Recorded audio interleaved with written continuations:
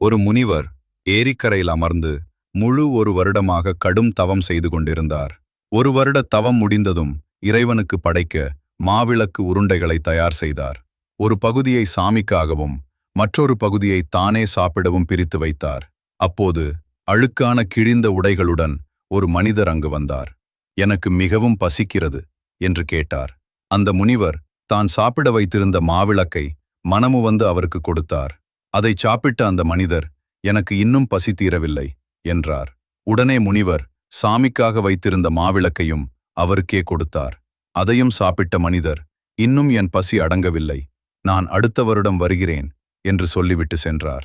சரியாக ஒரு வருடம் கழித்து அதே மனிதர் மீண்டும் வந்தார். முனிவர் அன்புடன் உணவு கொடுத்தார். அப்போது அந்த மனிதர் கேட்டார், உனக்கு என்ன வரம் வேண்டும்?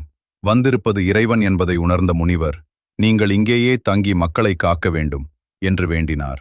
முனிவரின் வேண்டுதலை ஏற்ற இறைவன் அங்கேயே படுத்த நிலையில் அருள் பாலித்தார். அந்த புனித திருத்தலமே இன்று திருவள்ளூரில் உள்ள புகழ்பெற்ற வீரராகவர் கோவில். இந்த கதையின் நீதி, பசி கொண்டவருக்கு உணவளிப்பது இறைவனை சேவிப்பதற்கு சமம்.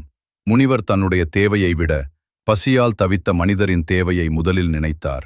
சாமிக்காக வைத்திருந்த உணவையும் தயக்கமின்றி கொடுத்தது அவரது கருணை மற்றும் தியாக மனப்பான்மையை காட்டுகிறது. அதனால் இறைவன் நேரில் வந்து அருள் புரிந்தார்.